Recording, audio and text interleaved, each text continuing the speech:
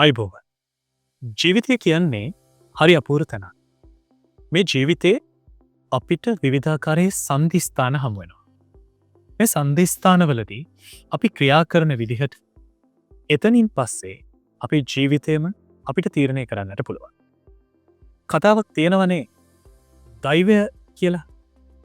දෛවයෙන් අපිට නියම වෙලා තියෙන දේවල් වෙනස් කරන්න බැහැකිව්වට ඒතේ යථාර්ථයක් බවට පත්කරපු මිනිස්සු මේ ලෝකය තුළේ අපිට ඕන තරම් හම්බෙනවා. අන්න ඒ අභියෝගයට සාර්ථකව මුහුණ දීලා තමන්ගේ ඉරණමට අලුත් පිටුවක් එකතු කරපු අභිමානනීය නායකවරුන් බණ්ඩාරනායක විදුහල් භූමිය තුළ එමටයි. උසස් පෙළ විභාගය කියන්නේ අපි කලින් කිව්ව වගේ අන්න එහෙම අපේ ජීවිතය වෙනස් කරන්නට පුළුවන් සන්ධිස්ථානයක්. ඉතින් උසස් පෙළ විභාගයට සාර්ථකව මුහුණ දීලා දිවයිනේ කැපී පෙනෙන ජයග්‍රහණ ලබාගත්ත අභිමානවත් නායකවරුන් කිහිප දෙනෙක් එක්ක අද දවසේදී අපි කතා කරන්නට සූදානම්. මේ නායකීය.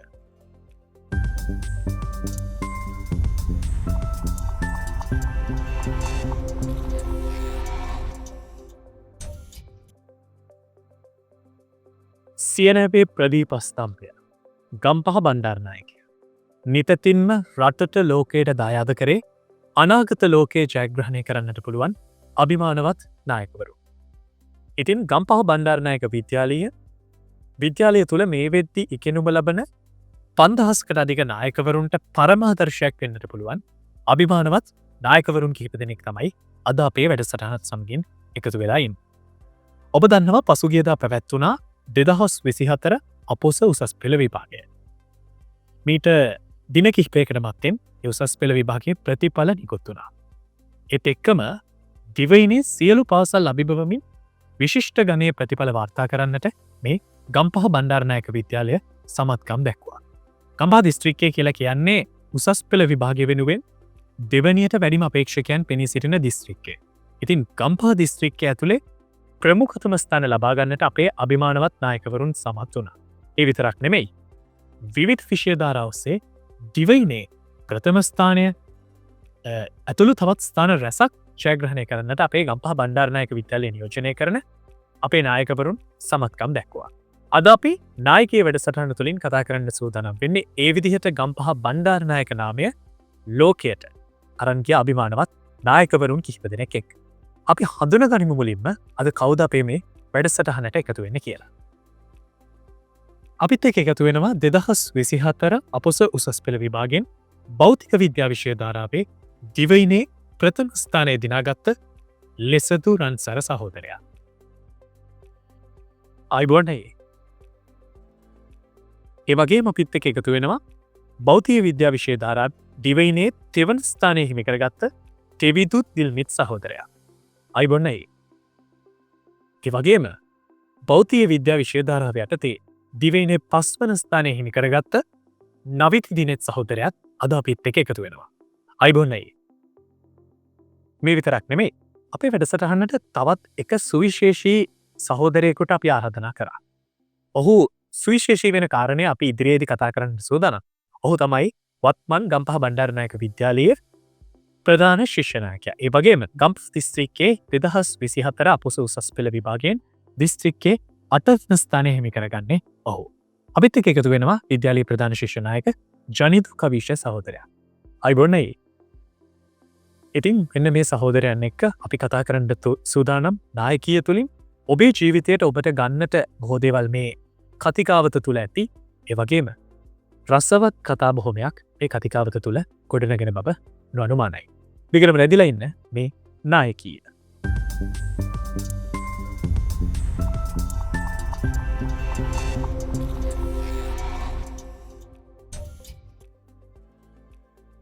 හොඳයි. අපි අපේ වැඩසටහනේ මුලින්ම කතා කරන්න සූදානම් වෙන්නේ 2024 අපොස උසස් පෙළ විභාගයෙන් භෞතික විද්‍යා විෂය දානම. එහෙම නැත්නම් අපි දන්න භාෂාවෙන් කිව්වොත් මැත්ස් කරලා ලංකාවේ පළවෙනියා වෙච්ච අපේ සහෝදරයාත් එක්ක. ලෙසදුවයි. උසස් පෙළ විභාගයට පෙනී ඉන්නවා ලක්ෂ 3කට ආසන්න සංඛ්‍යාවක්. ඒක විෂය ධාරාවලට බෙදලා ගියාම ආසන්න වශයෙන් 50000කට වැඩි පිරිසක් එක විෂය ධාරාවක් වෙනුවෙන් පෙනී ඉන්නවා. ඉතින් මේ 50000ක් අතරින් අපි කෙටියෙන් දරවගත්තොත් 50,000 කියමු. මේ 50,000 අතරින් පළවෙනියා වෙනවා කියන්නේ ලේසි දෙයක් නෙමෙයි. මොකද හිතන්නේ අයියා? ඕ ඇත්තටම කිව්වොත් දැන් මේ අපි විභාගෙ ලියලා රිසල්ට් ආපු දවස වෙනකොට ඇත්තටම මම ඒ වෙලාව වෙනකොට හිටියේ ගෙදරින් එළියේ හිටියේ. එතකොට මං හිටියේ ජිම් එකේ ඇත්තටම කිව්වොත්. එතකොට මාත් දැනන් හිටියේ නෑ අන්තිමට ඒ කියන්නේ එදා රිසල්ට් එනවා කියලා මගෙත් ඇත්තටම මේ එහෙම මගෙත් විශ්වාසයක් තිබ්බේ නෑ. කට්ටිය එහෙම මෙහෙම කිව්වා මේ අද තමයි රිසල්ට් එන්නේ කියලා අර කට කතා තිබ්බට මගෙත් ඇත්තටම මේ එහෙම ලොකුවට මාත් එක්ක ගණන් ගත්තේ නෑ. ඊට පස්සේ ටික වෙලාවක් යනකොට ඇත්තටම මේ සමාජ මාධ්‍ය දාලා වල ඇත්තටම මේ වෙලේ පණිවිඩයක් ගියා මෙන්න ප්‍රතිඵල නිකුත් වෙලා කියලා. ඒත් එක්කම මේ මම ඇත්තටම ප්‍රතිඵල බලන්න උත්සාහ කරත් ඒක ඇත්තටම සාර්ථක වුණේ නෑ. ඒ වෙලේ මේ මගෙත් ඇත්තටම අර ගෙදරින් එළිය හිටපින්ද වැඩි පහසුකම් තිබ්බේ නෑ ඒක බලන්න. ඊට පස්සේ ටික වෙලාවකින් ගෙදරින් මට කෝල් එකක් එනවා. අම්මා කතා කරලා මේ මගෙන් අහනවා පුතේ මේ ඇත්තටම මේ වෙලේ අම්මගේ කියන්නේ කතා කරපු කටහඬින් මට දැනුනේ කියන්නේ මාරම සතුටක් තිබ්බේ අම්මගේ මේ හිතේ මට ඒක අර කතා කරද්දි තේරුණා. එතකොට මේ අම්ම ඇහුවා මේ පුතේ කොහොමද මේ රිසල්ට් දැක්කද කියලා. ඊට පස්සේ මං කිව්වා අම්මට මේ නෑ මාත් බැලුවේ නෑ බලා ගන්න බැරුව තමයි ඉන්නේ කියලා. ඊට පස්සේ අම්මා කියනවා මේ මොකක් ඇතිද කියලා ඔයා හිතන්නේ මොකද්ද රිසල්ට් එක කියලා. ඒ කියන්නේ මාරම සතුටකින් තමයි අම්මා මගෙන් අහන්නේ. ඊට පස්සේ අම්මා කියනවා මෙහෙමයි පුතේ ඔයා පළවෙනියා වෙලා කියලා. ඊට පස්සේ මං හිතනවා ඊට පස්සේ දිස්ත්‍රික්කේ පළවෙනියා වෙලා වෙන්න ඇති කියලා. ඊට පස්සේ මං අහනවා අම්මගෙන් මේ දිස්ත්‍රික්කේ ප්‍රථම ස්ථානයේද කියලා. එතකොට අම්මා කියනවා නෑ පුතේ ඔයා තමයි ලංකාවෙන් පළවෙනි ස්ථානය අරගෙන තියෙන්නේ කියලා. ඒතර ඇත්තටම මට එකපාරට නිකන් ෂොක් එකක් වගේ ආවා. මේ ඒතර මම දැකලා තිබ්බෙත් නෑ මගේ රිසල්ට් ෂීට් එක දැකලා තිබ්බෙත් නෑ. ඒකට අර අම්මගේ ඒ කියන්නේ කටහඬේ තිබ්බේ මාරම සතුටක්. මේ ඒ කියන්නේ ඒ වෙලේ අම්මා ළඟ හිටියේ නැතුණත් මේ ඒක මාර විදියට මට ෆීල් වුණා. ඒ ඉතින් ඇත්තටම බලාපොරොත්තු වෙන්නේ නෑ මේ වගේ මේ ලංකාවෙන් පළවෙනියා වෙයි කියලා ඇත්තටම ජීවිතේටවත් මං හිතන් හිටියේ නෑ. ඉතින් මුලදී ඇත්තටම මටත් ඒක එච්චර ලොකුවට දැනුන්නේ නෑ.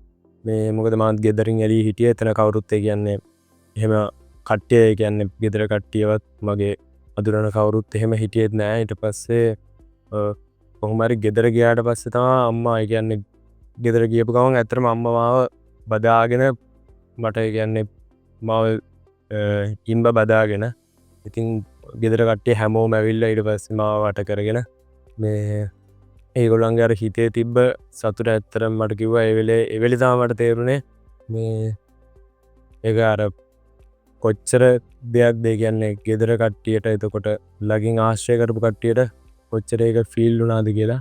ඉතින් ඔව් ඇත්ත වශයෙන්ම අවුරුදු 13ක පාසල් කාලයෙන් අනතුරුව පාසලේ ඉගෙනම ලැබෙන ශිෂ්‍යෙක්ට ඕනෑම පුද්ගලයෙක්ට ලබා ගන්න පුළුවන් ජයග්‍රහණ වෙනවා නම් මේ ජයග්‍රහණ අතරින් ඉහළම ජයග්‍රහණයක් තමයි අපේ ලෙසදුවය මේ විදිහට ලබා ගත්තේ. ඉතින් මේ ලෙසදුවය එක තවදුරටත් කතා කරන්න සූදානම්. දැන් අපි කතා කරන්න සූදානම් වෙන්නේ 2024 වසරේ අපොස උසස් පෙළ විභාගයෙන් ගම්පහ දිස්ත්‍රික්කයේ 8 වන ස්ථානයේ දිනාගත්ත ජනිදු කවිෂ සහෝදරයාත් එක්ක. ඉතින් අපි කලින් කිව්වනේ ජනිදු අයියා විශේෂයි කියලා. ඔහු තමයි 2024 වසරේදී සිසුන් 5000ක අධික සංඛ්‍යාවක් ඉගෙනුම ලබන දිවයිනේ ප්‍රමුඛතම පෙළේ බාලක පාසලක් වෙන ගම්පහ බණ්ඩාරනායක විද්‍යාලයේ උප ප්‍රධාන ශිෂ්‍ය නායකයා. ඒ වගේම වත්මන් විද්‍යාලයේ ප්‍රධාන ශිෂ්‍ය නායකයා. ඒ වගේම 2024 වසරේදී විද්‍යාලයේ ක්‍රීඩා නායකයා විදිහටත් කටයුතු කරේ ජනිදු අයියා. මේ දේවල් සියල්ලක්ම එක්ක තමයි ඔහු උසස් පෙළ විභාගයට පෙනී සිටින්නේ. උසස් පෙළ විභාගයෙන් ගම්පහ දිස්ත්‍රික්කය තුල කැපී පෙනෙන ජයග්‍රහණයක් විද්‍යාලය තුල කැපී පෙනෙන ජයග්‍රහණයක් ලබා ගන්නට ඔහු සමත් වෙනවා. ඉතින් ජනිදු අයියේ මේ ප්‍රතිඵලය ආපුවාම මොකද හිතුනේ? ඇත්තට මොල්ලි මට ලොකු සතුටක් තියෙනවා මගේ පාසලට මෙවැනි ජයග්‍රහණයක් අත්පත් කර දීම සම්බන්ධයෙන්. ඊට වඩා මට ලොකු සතුටක් තියෙනවා අපේ සහෝදරය තුන්දෙනෙක් ලංකාවේ ප්‍රථම ස්ථානය දිවයිනේ ප්‍රථම ස්ථානය භෞතික විද්‍යා විෂය ධාරාවෙන් තෙවනි ස්ථානය පස්වනි ස්ථානය දිනා ගැනීම සම්බන්ධයෙන් අභිමානවත් ජයග්‍රහණයක් ඉදුමවට උරුමකර දීම සම්බන්ධයෙන් මම ලොක්කු සතුටක් ලැබුවා. අනිවාරෙන් ඉතින් ඒ විතරක් නෙමෙයි මේ බෞතිී විද්‍යා විශේධාරා වෙන්නේ ඒවගේම තාක්ෂණික විශේධාරය වෙනුත් දිවයිනේ 6 වන ස්ථානය සහ දිවයිනේ 8 වන ස්ථානයේ දිනාගන්නට ගම්පහ බණ්ඩාරනායක විද්‍යාලය අපේම සහෝදරයන් සමත් වුණා. ඒ විතරක් නෙමෙයි දැන් ජනිදු අයියා ගම්පහ දිස්ත්‍රික්කයේ 8 වෙනියනේ. ඒ අතරෙම තව ඉන්නවා ගම්පහ දිස්ත්‍රික්කයේ 1 2 3 අපිත් එක්ක අද වැඩසටහනට එකතු වෙන අයියලා. ඒ වගේම තවත් ගම්පහ දිස්ත්‍රික්කය ඇතුලේ එතනින් පස්සේ තවත් ජයග්‍රහණ රැසක් බණ්ඩාරනායක විදුමවුන් සතුයි. මේ තමයි අපේ අභිමානය. ඉතින් අයියේ දැන් මේ වගේ ජයග්‍රහණයක් ලබනවා කියන්නෙත් ගම්පහ දිස්ත්‍රික්කය කියන්නේ විශාල තරගකාරීත්වයක් තියෙන දිස්ත්‍රික්කයක්. මේ වගේ ජයග්‍රහණයක් ලබනවා කියන්නේ කිසිසේත් ලේසි පහසු කාර්යයක් නෙමෙයි.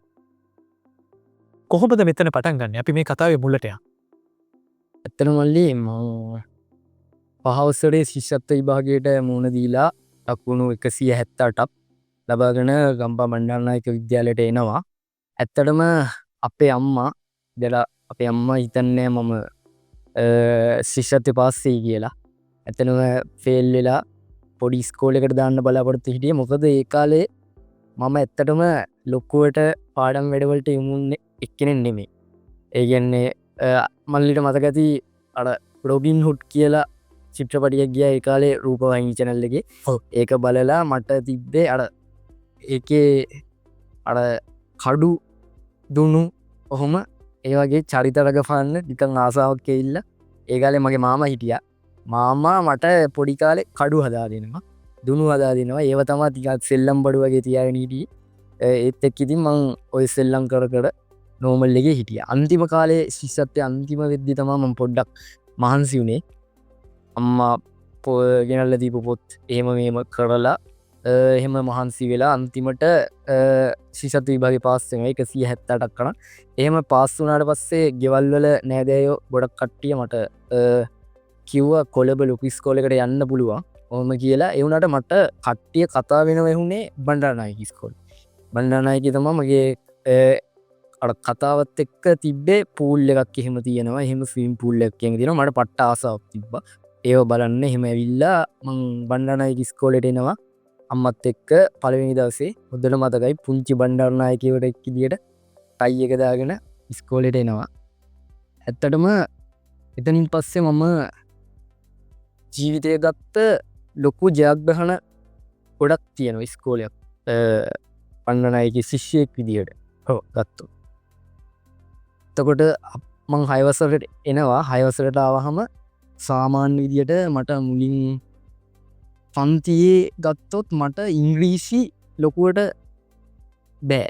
ඇත්තටම කිව්වොත් ඉංග්‍රීසි බැරුව හිටියේ. මට පේපරේ ගත්තත් ඉංග්‍රීසි පේපරේ තේරුනේ fill in the blanks, underline the correct answer. ඒ ටික විතරයි. ඒ කියන්නේ මං සාමාන්‍යයෙන් අර ළඟ තියෙන උත්තර ලියලා එහෙම ලියලා ලකුණු වෙන්නේ සාමාන්‍යයෙන් 30යි 40යි ඒ වගේ තමයි තියෙන්නේ. මං ටියුෂන් ක්ලාස් එකට ගියා. ඒ කාලේ 6 වසරට එද්දි මං ටියුෂන් ක්ලාස් හැම විෂයකට කියන්නේ ගණිතය, විද්‍යාව, ඒ වගේ ඉංග්‍රීසි ඒ වගේ විෂයන් ටිකකට යොමු වෙලා තිබ්බා. ඒත් එක්කම මම ගියේ ඉංග්‍රීසි පන්තියේ ගුරුවරයා මාව ඒ කාලේ මගේ අම්මා වැඩට යනවා. එතකොට මගේ මාමයි නැන්දයි තමයි මාව ක්ලාස් වලට ගෙනියන්නේ. මගේ නැන්දත් එක්ක කියලා තිබ්බා මම ඉංග්‍රීසි ඒ කියන්නේ ඉංග්‍රීසි බැරුවනේ හිටියේ. එතකොට මම මෝඩෙක්. ඒ කියන්නේ මට ඇත්තටම බණ්ඩාරනායකේ යන කොල්ලෙක් කියන්න බෑ කිය. නැන්දා ඕක අපේ අම්මට කියලා තිබ්බා. අම්මා මට කිව්වා. ඉතින් මට එදායින් පස්සේ ලොකු වේදනාවක් දැනුණා. ඇත්තටම බණ්ඩාරනායකයට ගිහින් මෙහෙම කතා අහගන්න වෙනවා කියන එක. ඒත් එක්ක ඉතින් මට හිතුණා මොකටද ටියුෂන් යන්නේ ඔය වගේ දේවල් අහගන්න. මම ටියුෂන් ඔක්කොම නැවැත්තුවා. එතනින් පස්සේ මම ඉස්කෝලෙන් තමයි සැලකිය යුතු මට්ටම ඉගෙන ගත්තා. ඇත්තටම 100% කිව්ව හැකි ඕ ලෙවල් කාලේ මේ අපේ හිටපු ගුරු මෑණිවරුන් ගුරු පියවරුන් තමයි මට සිත් 4 දුන්නේ. එහෙම 6 වසරේදී ගත්තොත් ඒත් මගේ පන්තියේ වෙනියා තිබ්බේ ඉහෙම් පල්ලෙහා. පන්තිය 45ක් තියෙන. එතන අයිලන්ඩ් 5 වෙච්ච නවිදුත් මගේ පන්තියේ. නවිදු පළවෙනිය වෙද්දී මම හිටියේ අන්තිම හරියේ. ඉතින් මේ එහෙම ගත්තාම මම දැන් ඉංග්‍රීසි කොහොම හරි මට ඉංග්‍රීසි වලට මම අනිත් විෂයන් වලට මහන්සි වුණා. ඇත්තටම ගණිතය ගත්තොත් ඒ කාලේ කී මෙඩල් එක්ක සම්බන්ධ වෙලා ඒ විෂය ගොඩ නගාගෙන යද්දි මට ඉංග්‍රීසි තමා පොඩ්ඩක් මේ අමාරු විසියකට තිබ්බ. ඇත්තරම ඒ කාලේ මට ඉංග්‍රීසි ගුරුවරය විදියට 7 වසරේදී 7 වසරේදී මුණ ගැහෙන්නේ මට අපොස්ස උසස් පෙළ මගේ පන්තියේ උගන්වපු ගුරුවරයෙක්. චාමනී වැඩ. චාමනී මැඩම් ඒ කාලේ මට පාඩම කියලා දෙනවා. මං හරි ආසාවෙන් අහගෙන ඉන්නවා. අහගෙන ඉවර වෙලා මැඩම් වචනවල තේරුමත් එක්ක කියලා දෙනවා. ඊට පස්සේ මට ඒ තේරුම් මෙහෙම ලියන්නේ නැහැ. මං ගෙදර ගිහින් ආපහු කරන්නේ මලලසේකර ඩික්ෂනරි මම ලියලා ඇති. ඒකේ වචනයක් දන්නේ නැති වචනයක් තියෙනවනේ අමාරු වචන පෙරලා හොයලා සමහර විට මම වචනය සෑහෙන වතාවක් හොයලා තමයි තේරුම මතක තියාගන්නේ. එහෙමම මම ඉංග්‍රීසි වලට මහන්සි වෙලා අන්තිමට මං 7 වසරේ මුල් වාරයේදී පන්තියේ 4 වෙනියා මට මතක හැටියට 4 වෙනියා වෙනවා. එතනින් පස්සේ මට මං පන්ති අන්තිම ඉදලා 4ට ආව කියන එකේ ඒ ෆීලිං එකත් එක්ක මේකත් එක්ක මං දිගටම වැඩ කරා. වහන්සි වෙලා ඒ අතරතුර මං 7 වසරේදී පාසලේ පාපන්දු මේ කණ්ඩායමට ඇදුනා. ඒකෙන් මට බෙන්ච් එක තමා එන්නේ මුලින්ම වතුරට. එතනට අපි යමු. ඉතින් ඒ විදිහට ලකුණු 30න් 40න් පටන් අරගෙන ඉස්කෝල පණ්ඩරයත් එක්ක පියවරෙන් පියවර ආපු ගමනක් ප්‍රතිඵලයක් විදිහට තමයි අද ඉන්න අපේ චනිදු අයියා හැදිලා තියෙන්නේ. මේ විශිෂ්ට ප්‍රතිඵලය චනිදු අයියට අත්වේ. අපි මේ ගැන තවදුරටත් කතා කරන්න සූදානම්. දැන් ලංකාවේ පළවෙනියා වෙනවා කියන්නේ ලේසි පහසු දෙයක් නෙමෙයි. පළවෙනියා විතරක් නෙමෙයි. ඇත්තටම කිව්වොත් මේ A level කියන කඩේම ඇතුළේදී ලංකාවේ මුල් 10 ඇතුළට එනවා කියන්නේ ලේසි දෙයක් නෙමෙයි. සමහරක් විට මේ පළවෙනියා දෙවෙනියා තුන්වෙනියා මේ අතරේ තියෙන ලකුණු පරතරය ලකුණක් දෙකක් වෙන්න පුළුවන්. දැන් අපිත් එක්ක ඉන්නවා 2024 අපොස උසස් පෙළ විභාගයෙන් සමස්ත දිවයිනේම තෙවන ස්ථානයේ දිනාගත්ත අපේ තෙවිදු දිල්මිත් අයියා. අයියා තමයි ගම්පහ දිස්ත්‍රික්කයේ දෙවනියා. අයියා මොකද හිතන්නේ මේ ජයග්‍රහණය ගැන? අයියා කතා කරමු අපි. ඇත්තටම ගොඩක් සතුටුයි. අපි ඉස්කෝලේ මේ පාර ලොකු තැනක් ඇවිල්ලා තියෙනවා. අයිලන්ඩ් රෑන්ක් 1යි 3යි 5යි ඒ තුනම ඇවිල්ලා තියෙනවා. ලොකු සතුටුයි. ඒ විතරක් නෙමෙයි ටික් වලින් ලංකාවේ 6යි 8යි ඇවිල්ලා තියෙනවා. මාර සතුටක් තියෙන්නේ. ඉදා රිසර්ච් ආපු දවසේ මට හෝල්ලයක් ගම්පහ ස්ටේෂන් එකේ හිටියේ වෙලාවේ ආවට පස්සේ වැළුවාම විභාගය මතක නැහැ. ඊට පස්සේ ගෙදරට කෝල් එකක් දුන්නා රිසර්ච් ඇවිල්ලා කියලා. තාත්තගෙන් අහගත්තා අංකේ. මම මෙහෙන් ගහලා වලද්දී එහෙන් ගෙදරින් ගහලා වල්ලා. ඊට පස්සේ බැලුවට පස්සේ දිස්ත්‍රික්ක දෙක දැක්කා. ඒක ඒ වෙලාවේ ගානක් ගියේ නෑ ඒක. ඊට පස්සේ වල්ලෙහාට වලද්දී අයිලන්ඩ් රෑන්ක් එකේ 3 මාර ෂොක් එක මාර සතුටුයි ඒක. ගම්පහට වැඩිය අයිලන්ඩ් රෑන්ක් ඇවිල්ලත් නෑ ඉතින්. ටිකක් ආවම ඉතින් අර මාර සතුටුයි. ඊට පස්සේ ට්‍රේන් එක ආව ඒත් එක්කම නැග්ගට පස්සේ බැටරි වැස්ස ඕන එක. ඉතින් තොරතුරු දැනගන්න උලවන්නේ ගෙදර ගිහිල්ලා charge කරාට පස්සේ ඊට පස්සේ 1යි 5යි 2යි ඇවිල්ලා කියලා දැනගත්තා. සුපිරි ගැම්මක් ආවේදී. ගොඩක් සතුටු හිතුණා. ඔව්. ඉතින් මේ අනිවාර්යෙන් සතුටු වෙන්න ඕනේ කාරණයක් ලංකාවේ 3 ගණන් ගණිත විෂය ධාරාව විතරක් ගත්තොත් ළමයි 50000කට ආසන්න වශයෙන් 50000. මේ වගේ අතිශය තරගකාරී විභාගයක් ඇතුළේ තමයි අපේ තෙවිදු අයියත් මේ විදිහට 3 වෙන්නේ. ඉතින් ඒත් එක්කම අපි දැන් ලෑස්ති වෙන්නේ මේ නවිදු අයියා පැත්තට හැරෙන්න. නවිදු අයියා 2024 අපොස උසස් පෙළ විභාගෙ නෙවෙයි නැත්නම් A level exam එකේ maths stream එකේ ලංකාවේ 5 වෙනියා. ඉතින් මේ දැන් අපි කලින් අයියලා හැමෝම එක කතා කරන්නේ. ඒ කියන්නේ සතුටුයි. අනිවාර්යෙන් සතුටුයි. ඒක මම අමුතුවෙන් අහන්න දෙයක් නැහැ. දැන් මෙතනට එන්න අනිවාර්යෙන් අවුරුදු 2ක සිලබස් එකක් තියෙනවනේ. ටිකක් විශාල සිලබස් එකක් තියෙනවා. අයියෝ කොහොමද මේ සිලබස් එක කවර් කරගන්නේ? ගොඩක් දෙනෙක්ට තියෙන ප්‍රශ්නයක් මේ. ඇත්තටම මල්ලි මට ඒර පටන් ගනිද්දිම මට පොඩි ටාගට් එකක් තිබ්බා. ඒ කියන්නේ අපි හැමෝම දන්නා ඕලවල කාලේ වගේ ඕන කෙනෙක්ට මෙතන ඉන්න අයියටත් ඒ ඕලවල කාලේදී සාමාන්‍යයෙන් මැත්ස් වලට ගත්තත් සයන්ස් වලට ගත්තත් සාමාන්‍ය සෑහෙන උඩ ලකුණු තියෙනවා. ඉතින් ඕලවල් මානසිකත්වයෙන් දාලා දැන් මම ඒ ලෙවලට එන්නේ. ඒතකොට මට ඉතින් ආව ආසාව දැන් මොනවද මම පටන් ගන්න දේ වගේ මගේ ආසාව විෂය වුණේ ෆිසික්ස්. ඒතර මැත්ස් ෆිසික්ස් කෙමිස්ට්‍රි වලට මට පුළුවන් වුණොත් අර ඕලවල වගේ 95ට ගන්න කොච්චර දෙයක්ද නිකන් ආසාවක්. පොඩි දමයෙක් විදිහට ආසාවක් දන්නේ නැහැ මේ බරපතලක් ගන්න නැහැ. ඉතින් අර ආසාවක් ආවා. ඉතින් හරි එහෙනම් 95ට ගන්න මම කොහොම වැඩ කරද දැන් 95ට ගන්න අනිවාර්යෙන් සිලබස් කවර් කරන් ඉන්න ඕනේ. සිලබස් එකෙන්මනේ පේපරේ හදන්නේ. සිලබස් කවර් කරන් ඉන්නත් ඕනේ. තව පේපර්ස් කරලා තියෙන්නත් ඕනේ. ඒතකොට පේපර්ස් ගන්න සෑහෙන කාලෙකුත් යනවනේ. දලව ගන්න එක කරගන්න පුළුවන් පේපර් එකකට පැය 3ක් වගේ යනවා ඒව දාන්නම. එතවට ඒවත් එක්ක සාමාන්‍ය මටනයන් තේනගේ කාරණය අර හොමත් විභාගන මාස 5කටවත් කලින් ජන්තන් හරි සිලබස් එක කවර ගන්න තියන් ඉන්නක ගොඩක් වටිනවා කියලා. ඉතින් දැන් මම අම්මේ ඔලුවට ඇවිල්ලා ඔලුව ඉවර වෙලා ඒරවල පටන් අරගන්න. ඒතකොට දැන් මම සමහර ළමයි මට ඒ දවස්වල ආරගෙන ඔලුවල කාලෙදිත් සිලබස් කවර කරන්න පටන් ගත්තු කට්ටිය. අපි ඔලුවල කල් ගියානේ. ඒකත් එක. දැන් මම ඒ දවස්වල කමන්නේ ඔලුවල නම් ඔලුවල කියලා හිටියේ. ඉතින් කමන්නේ දැන් මම මේ කතාව කියද්දිත් ඒරවල පටන් ගත්තම දවස්වල නෙමෙයි. ඒරවල පටන් ගත්තම අපි උනත්තර විනෝදයෙන් පොඩ්ඩක් ඔලුවල ඉවරච්ච ගමන්මනේ පොඩ්ඩක් දොලේ ඉන්නවා ඉතින්. ඒක කොහොම හරි 2023 මුල වගේ ඉඳලා මම සාමාන්‍යයෙන් උත්සාහ කරා මේ ෆිසික්ස් මට සාමාන්‍යයෙන් පුළුවන්. ෆිසික්ස් ටික මම ඉවර කරගන්නවා කියලා හිතාගත්තා. මැත්ස් වලට කෙමිස්ට්‍රි වලට අතපත ගන්න නැහැ. ෆිසික්ස් ටික මම හිමීට ඉවර කරා. හිමීට කරන්න පුළුවන් ලොකු දෙයක් පොඩ කොටස් වලට වෙන් කරොත් ලොකු කාලයක් ඇතුළත කරගන්න පුළුවන්. නැත්නම් ඒ ලොකු දේ චූටි කාලයක් නම් දින අපිට දවසකට කරන්න වෙන වැඩ පුළුවන් වැඩි. දැම්මට අවුරුද්දම තියෙන 2023 අවුරුද්දම. මම ඉතින් හිතාගත්තා තමන්නේ පොඩ බලාගමු. තනියම කරන්න වැඩි කමක් නැහැ නේ. ඉතින් එහෙම උත්සාහ කරලා කොහොමද 2023 පටන් අරගෙන හිමීට කරන් ගිහලා පොඩක් පොත්පත් පාවිච්චි කරා උපකාරක පන්ති ගුරුවරුන්ගේ වීඩියෝස් එහෙම ගත්තා ඉස්කෝලේනොත් සහයෝගයක් ආව පොත් ලයිබ්‍රරි ඇත්තටම ගොස් සෑහෙන උදව්වක් වුණා ප්‍රොෆෙසර්ගේ පොත්පත් එහෙම සෑහෙන තිබ්බයි මම ආයෙ සල්ලි දීලා ගන්න ගියේ නෑ ඔක්කොම වගේ විවරණ පොත්පත් ඒකේ තිබ්බා ඊට පස්සේ ඔහොම කොහොම හරි කරන් ගිහලා ෆිසික්ස් කියන විෂය සාමාන්‍යයෙන් ජූලි වගේ වෙද්දි 2024 ජූලි වගේ වෙද්දි ඉවර කරගන්න පුළුවන් වුණා. ඔව් එතකොට දැන් අයියේ දැන් ගොඩක් දෙනෙක්ට හිතෙන දෙයක් අපි ඉස්කෝලේ පටන් ගත්තේ දැන් අපි ගත්තොත් යාන්ත්‍ර විද්‍යාව පාඩම ගත්තොත් දැන් යාන්ත්‍ර විද්‍යාව පටන් ගත්තේ අයියා ඉස්සරහට කතා කරන්න ගත්තේ මේ පාඩමේ ඉස්සරහට ගියාද නැත්නම් එහෙන් වෙන පාඩමකින් පටන් ගත්තද? ඒක මල්ලි මෙහෙම දැන් පළවෙනි ෆිසික්ස් වල වගේ පාඩමක මේ මුල පාඩම් කරන් යද්දි මට ඕක මට අයිඩියා එකක් තිබ්බේ නැහැ ඔහොම කරන්න ඕන කියලා. යාන්ත්‍ර විද්‍යාව වගේ මැදක් කරගෙන නැත්නම් ඕක ඔලුවට ආයෙ මෙහෙම කරන්න පුළුවන් නේ කියලා.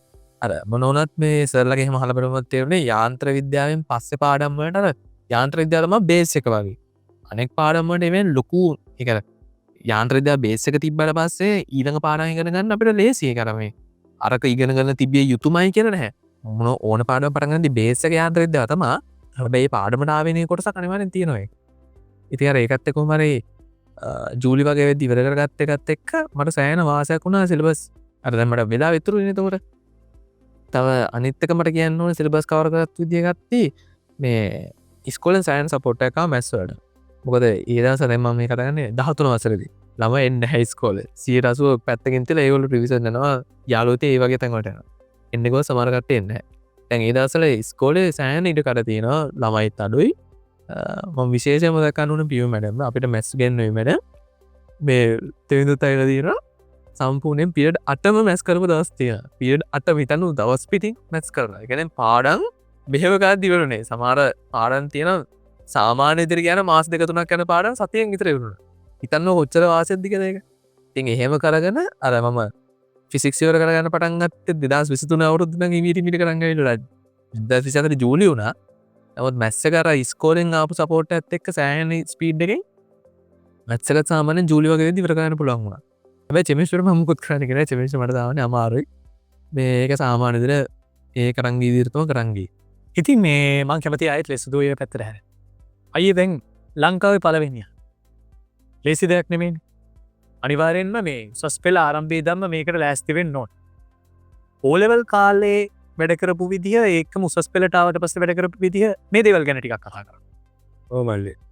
එතකොට ඇත්තටම සාමාන්‍ය පෙළ ඉවර වෙච්ච ගමන් ඇත්තටම දැන් හැමෝගෙම හිතේ නැගෙනවනේ ප්‍රශ්නයක්. මං ඊළඟට මොකද්ද කරන්නේ දැන් ඇත්තටම සාමාන්‍ය පෙළින් පස්සේ අපිට දැන් යන්න පුළුවන් එක්කෝ ජීව විද්‍යාංශය, ගණිතාංශය, කලා, එතකොට තාක්ෂණ වේදේ වගේ එහෙම නැත්නම් ඒ වගේ අංශ රාශියක් තියෙනවා අපිට දැන් හිතා ගන්න ඕනේ මොන අංශයෙන්ද මං ඉස්සරහට යන්න කියලා. ඉතින් ඇත්තටම මේ මටත් දැන් ඔතන මාත් ඇත්තටම හිර වෙලා හිටියා. ඇත්තටම මම ගෙදරින් ඒ කියන්නේ අම්මා මට මුලින්ම කිව්වේ මේ පුතේ ඔයාට ජීව විද්‍යාව කරොත් හොඳ නේද මේ ඔයාට ඇත්තටම මේකෙන් ඉස්සරහට යන්න පුළුවන් ඒ කියලා. ඒනට ඇත්තටම මගේ හිතේ තිබ්බේ මේ ගණිතංශයෙන් ඉස්සරහට යන්න. එතකොට අපේ ගෙදරත් දැන් අයියා කරෙත් ගණිතංශය. ඒතකොට නිකන් මගේ හිතේ තිබ්බා මේ අයියා මෙහෙම කරනකොට මටත් නිකන් ඒ ගැන ආසාවක් ආවා. එතකොට මාත් ඇත්තටම ඊට පස්සේ අම්මා වැඩියම කැමති වුණේ නැහැ මුලදී ගණිතංශයෙන් යනවට. ඒනට අම්මා මං ආසයි කියලා තේරුණාට පස්සේ ඒකට ඉඩ දුන්නා. ඉතින් ඇත්තටම මුලේ ඉඳන් ඒ කියන්නේ ගණිතංශය දැන් හදාරන්න ආවට පස්සේ මුලදී පන්ති වලට සහභාගී වෙනකොට ඒ කියන්නේ සාමාන්‍ය පෙළවගේ නෙමේ කියලා ඒක අර අපිට මුලදී ධම්ම ගැන තේරෙනවා. ඒතර මටත් ඒක ඇත්තටම තේරුණා මුලදී. ඉතින් ඇත්තටම කිව්වොත් මං වැඩ කරගෙන ගියපු විදිහ ගැන කිව්වොත් මුලේ ඉඳන් කියන්නේ මං ඇත්තටම පන්ති වලට සහභාගී වුණා. ගොඩක් ක්ලාසස් වලට සහභාගී වුණා. එතනදී ඒ කියන්නේ වැඩ කරන ඒවා ඒ කියන්නේ මම හිතනවා ක්ලාස් එක වෙලේ කරන්න පුළුවන් ගොඩක් දේවල් කරගත්තා. ඒ කියන්නේ දැන් ක්ලාස් එක වෙලේ ගණන් හදන ඒවා හරි එහෙම නැත්නම් තියරි උගන්වන ඒවා හරි ඇත්තටම ක්ලාස් එක වෙලාවේදී ගොඩක් වෙලාවට කරගත්තා. ඒ කියන්නේ එතකොට එහෙම වුණාම ඇත්තටම අර ගෙදර ගිහිල්ලා කරන වැඩ ප්‍රමාණය මට ඇත්තටම අඩු වුණා. ඒ කියන්නේ ක්ලාස් වල සේරම කරගත්තට පස්සේ ගෙදරදී කරන්න වැඩක් ඉතුරුන්නේ නැහැ. ඒ මට්ටමට ඇත්තටම කරගත්තා. එතකොට දැන් ගෙදර ගියාට පස්සේ අම්මා හැම අහනවා පුතේ ඔයා ඇත්තට වැඩ කරන්නේ නැද්ද ගෙදරදී? මේ විභාගෙට ඒ කියන්නේ A level නේ. එතකොට දැන් අපේ අයියා හැම වැඩ කරපු එක දැන් අම්මා දැකලා තිබ්බා. එතකොට මගෙන් අහනවා ඔයා ඇත්තටම වැඩි මේකට යොමු වෙන්නේ නැද්ද? එහෙම මගෙන් ප්‍රශ්න අහනවා. ඒ වුණාට දැන් ඇත්තටම මටත් එතකොට දැන් ඒ කියන්නේ ගෙදරදී සාමාන්‍ය වැඩ කරනවා ඇරුණම අර එහෙම ලොකුවට මැරීගෙන මං ඇත්තටම මහන්සි වුණේ මුල් කාලේ එහෙම ඇත්තටම තිබ්බේ නැහැ. එතකොට අර ඒකට මං හිතන්නේ අර අදාළ වෙලාවේ දැන් පන්තිය නම් පන්තිය එහෙම නැත්නම් ඉස්කෝල නම් ඉස්කෝල. එතකොට ඒ වෙලාවේ වැඩ කරපු එක මං හිතන්නේ ඒ තුනා එහෙම වැටික් කරගෙන යන්න. ඊට පස්සේ තව කියන්න ඕනේ දැන් සමහරුන්ගේ හිතේ තියෙනවා ගණිතාංශය නැත්නම් ජීව විද්‍යාව අංශය කිව්වම මේක මාරම අමාරු වැඩක් කියලා දැන් සමහරුන්ගේ හිතේ තියෙනවා. ඒතොර ඇත්තටම ඒක අමාරුයි තමන් හරියට වැඩ ටික එදිනදා ඒවා ක්ලාස් එකේදී නම් ක්ලාස් එකේදී ගෙදරදී නම් ගෙදරදී වැඩ ටික කරේ නැත්නම් වැඩ ගොඩ ගහගත්තොත් දැන් සමහර ඉන්නවා ක්ලාස් එකට දැන් රෙකෝඩින් එහෙම ගොඩ ගහගෙන ඒවා එකතු කරගත්තොත් ඇත්තටම මේක අමාරුයි. එහෙම නැතුව දැන් මේක ඇත්තටම සැහැල්ලුවෙන් කරන්න පුළුවන්. අර මං කියන විදිහට දැන් එදිනදා වැඩ එදිනදාම කරලා ඒ විදිහට ඒ කියන්නේ කොයි වෙලෙත් දැන් A level කියන එක ඇතුළේ හිටියොත් ඒ කියන්නේ දැන් වෙන දැන් තමන්ගේ ප්‍රධාන ඉලක්කය අමතක කරන්න නැතුව මේක ඇතුළේ හිටියොත් මං හිතන්නේ මේක කරගෙන ඕන කෙනෙක්ට කරගෙන යන්න පුළුවන් වැඩක් කියලා තමයි මම මේක හිතන්නේ. ඔව්. ඉතින් මේ තමන්ට ලැබෙන සීමිත කාලය වුණත් කාර්යක්ෂමව පාවිච්චි කරොත් ඔබට අනිවාර්යෙන් පුළුවන් මේ A level එහෙම නැත්නම් උසස් පෙළ කියන කඩේම ජයග්‍රහණය කරන්න. මං හිතන්නේ මේ අයියලා හැමෝම කතා කරන දේ ඇතුළේ තියෙන පණිවිඩය ඒක තමයි. ඉතින් මේ ජනිදුවයි දැන් අයියා කලින් කිව්වා 6 වසරේ ඉඳන් පියවරින් පියවර තමයි මේ විදිහට ලකුණු රැස් කිරීම පටන් ගත්තේ කියලා. උසස් පෙළ පටන් ගැනීමත් එක කොහොමද මේ දේවල් සිද්ධ වුණේ? දැන් උසස් පෙළ කියන්නේ සාමාන්‍ය පෙළ කියන්නේ සම්පූර්ණයෙන් වෙනස් දෙයක්. A level කියන්නේ හාත්පසින්ම වෙනස් දෙයක්. A level කාලේ කොහොමද අයියා විභාග වලට මුහුණ දුන්නේ? දැන් බාහිර වැඩ ගොඩක් එක්කනේ අයියා වැඩ කරේ. මම උසස් පෙළට ප්‍රවේශ වෙද්දී මම ඔලෙවල් වල ඒ නමයක් දාලා තෝරගන්නේ භෞතික විද්‍යාව විෂය ධාරාව. එතකොට ඇත්තටම මම ඔලෙවල් වලට කලින් වගේ ක්ලාස් යන්න නැතුව ඉන්නයි කල්පනා කරේ. මොකද මගේ තිබ්බ ආර්ථික තත්ත්වයට එක්ක මගේ අම්මට රුපියල් 10,000ක් වගේ ඒ වගේ වියදමක් දරන්න ඇත්තටම ආර්ථික පසුබිමක් තිබ්බේ නෑ. ඉතින් මම එහෙම කියද්දී යාළුවෝ කතා වුණා එහෙම කරන්න බෑ බං. මෙහෙම දැන් මේක ඔලෙවල් වගේ නෙමෙයි. මොකද දැඩි තරගයක් තියෙන විභාගයක්. ඒක නිසා ඉස්කෝලේදී ක්ලාස් එකක් කට් වුණොත් මේක අනිවාර්යෙන් අතපසු වෙනවා. ඉතින්ද මම කොහොම හරි සමහර විට මම ක්ලාස් වලට ගියා. ක්ලාස් වලට යද්දී එතනින් දවස් දෙකක් විතර යද්දී සමහර විට මට එළිය ඉන්න වුණා. ඊට පස්සේ මට අන්තිමට ඉස්කෝලෙන් ලෙටර් එකක් අහලා දුන්නා මෙහෙම මෙයාට මෙහෙම ආර්ථික අපහසුතාවයක් තියෙනවා ෆ්‍රී කාඩ් එකක් දෙන්න. ඒ ලෙටර් එක පෙන්නුවාම ගුරුවරු 3 දෙනාම ඇත්තටම මට ෆ්‍රී කාඩ් එක හදා දුන්නා. එතනින් පස්සේ මට ක්ලාස් වලට ගැටලුවක් නැතුව යන්න පුළුවන් වුණා. ඒත් එක්ක දැන් ඒ උසස් පෙළට ප්‍රවේශ වීමේදී මම විද්‍යාලීය පාපන්දු කණ්ඩායමේ කණ්ඩායම් නායකයා. ඒ වගේම ශිෂ්‍ය නායක මණ්ඩලයේ ජ්‍යෙෂ්ඨ ශිෂ්‍ය නායකයෙක් විදියට හිටියා. එක්කම පාසලේ මල්ල ක්‍රීඩා කටයුතු වලට සම්බන්ධ වුණා. එහෙම තියෙද්දී දැන් මට සාමාන්‍යයෙන් පන්තියට මුලින් පටන් ගන්න ඉදම්ම පන්තියට යන්න ලොකු වෙලාවක් හම්බුන්නේ නැහැ. පුළුවන් වෙලාවට ගියා හැමතිස්සෙම සාමාන්‍යයෙන් උදේ ප්‍රැක්ටිස් තියෙනවා නම් ප්‍රැක්ටිස් ඉවර වෙලා 10 මානෙන් පස්සේ ක්ලාස් එකට ගිහින් එතන වැඩ කළා. එහෙම කරද්දී ලොක්කු කියන්නේ බාධක විදිහට සාමාන්‍යෙන් මට තිබ්බ එකම ප්‍රශ්නය මගේ කාලේ ගැන කාලය මදිවීම තමයි ඉගැන් මට සාමාන්‍ය වැඩ කරන්න ලොක්කු කාලයක් කම්බෙලා නෑ ඇත්තන මම වැඩකරේ ටයිම් ටේබල් කරන ඇත්ත කිව්වොත් මට කාලය කළමනා කරන්නේ කියම මට ලොකුවට තිබෙන ටයිම් ටේබල්ල එකක් තිබෙන මම සාමාන්‍යෙන් ඒලල් කාලේ ආෆ්ටෝලියල් කාලය මට මතකයි සෞදා බදාද සිකුඩාද ෆුට්බල් ප්‍රක්ටිස් තියෙන්නේ පැක්ටිසියෝඩේලා සාමාන්‍ය උදේ හයට ස්කෝලට එනවා යන්නේ අන්තිම ස්කෝලේ අන්තිමට යන ලබය තමා මම ඔක්කොම බෝල් ටික දාලා ඒවගකීම එහෙම කරලා මම අන්තිමට ස්කෝලේ යනවා යද්දිත් සාමාන්‍ය ගෙදර යද්දිත් හතයි ඒ වගේ වෙලාවක් කියලා එතනින් පස්සේ ඇත්තටම උතත් මට හම්බුණ වෙලාවේ තමා වැඩ කළේ ඒ කාලේ මට මතකයි මට වැඩ කරන්න කියන්නේ ප්‍රක්ටිස් කරලා ගිහිල්ල මහන්සියනවා මහන්සී ඒත් එක්ක ඕක පුල්ල එහෙම තියද්දි පොඩ්ඩක් මම ගණන් හදහද ඉද්දි මට මහන්සියනවා සාමානෙන් ගානක හිරුණහම ඒවගේ එකක හිරවුණහම මහන්සියනව එතකොට මම කරන්න අපේ ගෙදර සැටියක් තියෙනවා සැටිය ගිහින් ගාන හිතා ඉදදි මට නින්දයනවා හැබැයි මට ඒරල් කාලට අපපු ගමන් තිබ්බ අරමුණු දෙකක් තිබ්බා එකත් තමා ඇත්තටම දිවයිනේ ප්‍රථමස්ථානය දිනාගන්න ජනිතර්සියෙන් ඒක මගේ සහෝදරය කඩා මට නැතිවීම ඒකට ක්‍රඩිට්ට යන්න ඕනයාට ඒත් එක්ක තිබ්බ දෙවෙනි අරමුණ තමා මේ ස්කොලේ අර බාහිර වැඩ කරලා යම් තැනකට එන්න අපහසුයි කියන මතය ඒ මතය ඒක බැහැර කරන්න වමනාවත් තිබ්බා ඒ දෙක තමා මට ප්‍රධාන වසේ තිබේ මට නිශ්චිත අරමුණක් තිබ්බ ඇත්තටම ඒකේ මම ලොක්කු දෙයක් කරලා තමා ඒලිවෙලුත් මට මොකද තිබ්බ ප්‍රශ්නයි මට තිබ්බ තනතුරුයි ඒවත් එක්ක මෙතන සාධාරණී කරණයක් කරන්න පුළුවන් ඒත් මම බැලුවේ ඒවත් එක්ක මම මෙතන හොහමාරි මම ඒ තුනක් දාලා කැම්පස් යනවා කියන එක මට තිබ්බා සමාරීට ඒ තිබ්බ අරමුණත් එක්ක මට නින්ද ගියාට මාව ආපහු ඇරෙනවා කොහොමාරි ඒක තිබ්බ එක නින්ද ගියාට ආපෝ නැකිටල වැඩ කරනවා ආපෝ නින්ද යනවා එහෙම තමා මට හරියමං ඒ කියන මම වැඩ කරේ සාමාන්‍යෙන් රාත්‍රී කාලයේදී භාගිර භාගයක් ඒම තම ම කාලය කළමනා කරනේ කාලය කියන ටයිම් ටේබල් එකකට අනුවනෙමේ මට ලැබුණු කාලය මම පලදායිව පවිච්චික ලැබුණු වෙලාවෙන් බරිම ප්‍රයෝජන ගත්තා ඉතින් මේ අපි වහන අපිව දකින ඔබට ගොඩක් වෙලාවට හිතෙනවානේ මං ගොඩක් දේවල් කරනවා දැන් අපි කියන්නේ ඇකඩමික් ඒ වගේම එක්ස්ට්‍රා කරිකියුල මේ අපි සාමාන්‍ය වෙදිනදා වහරට පාවිච්චි කරන වචනනේ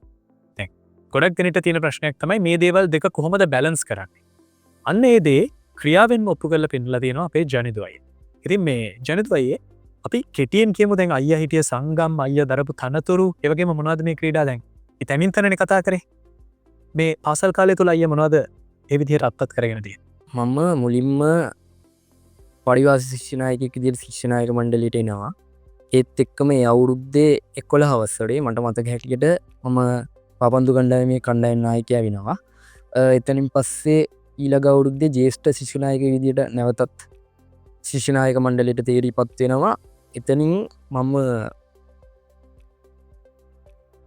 මලල ක්‍රීඩා කණ්ඩායමට ඇතුළු වෙනවා මලල ක්‍රීඩාවෙන් පස්සේ මම ඒ අවුරුද්දෙම සංගම් දෙකක් අලුතින් ආරම්භ කරා එකක් තම ක්‍රීඩා සංගමය එතන පළමු සභාපතියින්න මම ඊළඟට ගණිත සංගමය මේ සහෝදරවලට මතක ඇති මට ඔන් කතා කරලා සහෝදරය තුන් දෙනා මාව ඒ ගණිත සංගමය පටන්ගන්න වෙලේ එකෙත් පළමු සභාපති වෙන්නේ මම එතනින් පස්සේ ගත්තොත් පාසලේ දෙවන උපප්‍රධාන ශිෂ්‍යනායක යුඩේ මට හම්බෙනවා එතනින් ඒ අවුසස් පෙළ හදාරන අවුරුද්දේ උසස් පෙළ හදාරන අවුරුද්දට අවුරුද්දිදී අවුරුද්දෙම පාසලේ ක්‍රීඩානායකයා විදියට මාව තේරී පත්වෙනවා එතනින් පස්සේ අවුරුද්දේ උසස් පෙළට මාසයකට කලින් මම විද්‍යාලීය ප්‍රධාන ශිෂ්‍යනායක දුරට පත්වේ ඔව් ඉතින් ඒ තමයි ජනිදුව අයියා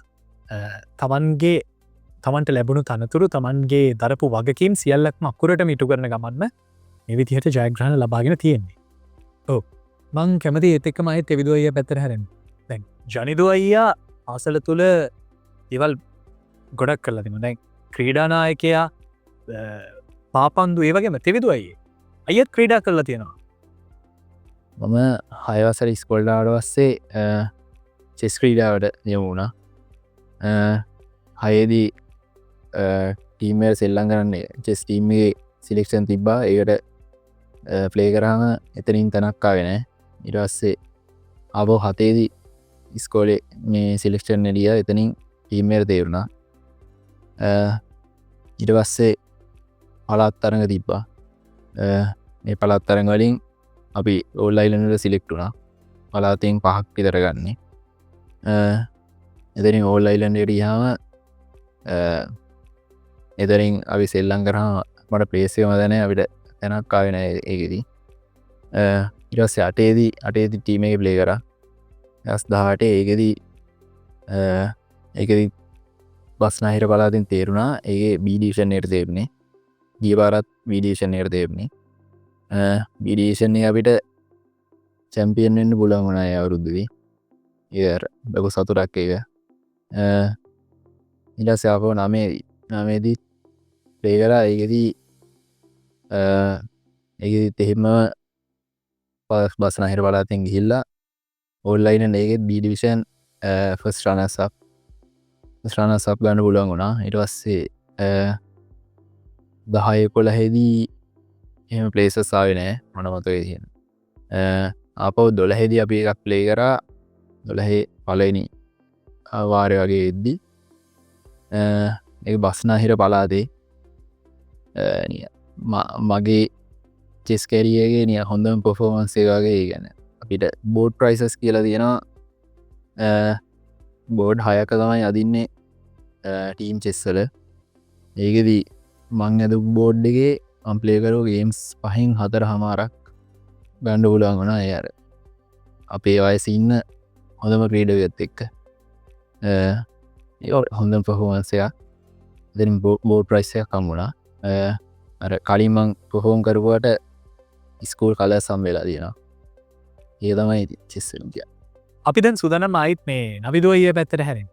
ඉතින් නවිදුවයි මේ අවුරුදු දෙක ඇතුළේ අනිවාරෙන් ඕන කෙනෙක්ට ඕනම පුද්ගලයට අභියෝග බාධා තියෙනවන අයත එහෙම අප අභියෝග තිනත් මොනද මේ අභියෝග ඇත්තරම මල මං මුලින් කිව්වා කියන මේ සිලබස්සය කවරගන්නක සෑහන අභියෝගයක් නමකද ස්කෝලෙත් එන ගම ම මේ කරන්න ස්කෝලෙන්න්නත් ඕන ඒවට කරන්නත් ඕන කලින් අවුරුද්දට කරන්නත් ඕන ඒ සෑහන අභියෝගයක් වුණ හොම කරන්න ආට අමතර මට ආපු තව අභියෝගයක් වුණේ දැන් එක කට්ටේ එක අභියෝග මුහදන අයක මල්ලිකවොත්තගේ මොකද එකකට එන ප්‍රශ්න විදාකාරය ද මට ආවා සාමාන්‍ය මේ කතාගන්න ජූලි වල වගේ 2024 සාමන ඒ මාසෙද මගේ කකුලේ ඔපරේෂණය කරන්න වුණා ඒ ඔපරේෂණය කරපගත් එක්ක මට සතියක් විතර එක තැනලයින අන්න බැහැ කොහෙවා ෆයරේම් හල තිබ්බේ තොර කොහෙවත් අන්න බැර එක තැනකරලා ඉන්න ඕන තොර ප්ලාස් නෑ එක තැන්වන ඇන්ද්‍ර ඉඩඟ සතියත් පට කොහෙවත් අන්න බෑ සත දෙයක් විතර නිස් දැම විභාගරත මාස පහක් විතර තියෙන ඒක ඒවගේ ශාරීක ප්‍රශ්නාව ඒක ඕනගෙට එන්න පලා ඒවගේ කවරට මේ හන කවරහ මල්ලිගෙන නගගෙන කින්නන කියන් තියෙන හම ප්‍රශ්නාවගේ වැටෙන් එපා මානසිව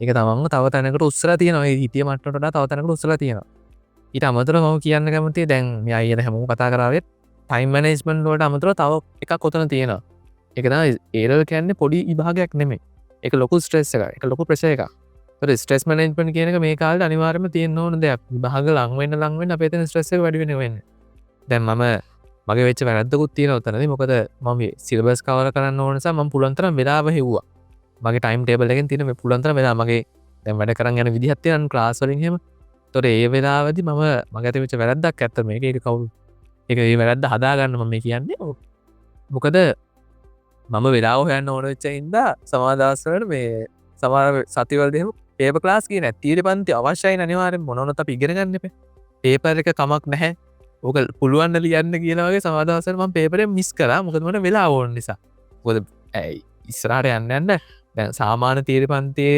යද්දිහෙම සරලම අමතර පන්තිද්දානන ඒ ආසමං අනිත්තර කරගන්නත් ඕන තනිකර බුදුම ප්‍රශය එකේ දසර තියෙන් තර වෙලා හොයාගන්න ඕන චේන්ද මම පේපරාසය මිස් කරා ගොඩක් කලාට තර වෙලාව ෆික්ෂන හින්න ඇබැහෙම මිස්කරප එකෙන් උනේ දැමට පේපස් ලියන්න හම්බෙන්න නතවට ඒකත් එක්ක අර මගේ ඔළුව පේපරේට හුරු වෙන්නේ නැහැ. අර පේපරේ ලියද්දි මොන වුණත් ලොකු ප්‍රෙෂර් එකක් එනවා ඒ වෙලාවේදී.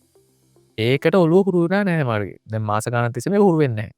ඒක කොහොමද මම සිලබස් එක සෑහෙන ප්‍රමාණයක් කවර් කරලා අගෝස්තු මාස වගේ මම පේපර්ස් ලියන්න පටන් ගන්නවා. හරි කමන්න දැන් මම ෂේප්නේ මට ස්ටේබලයිස් කරලා හිටි ඉන්න මම පේපර්ස් ලියන්න ගන්නවා අගෝස්තු වලින්.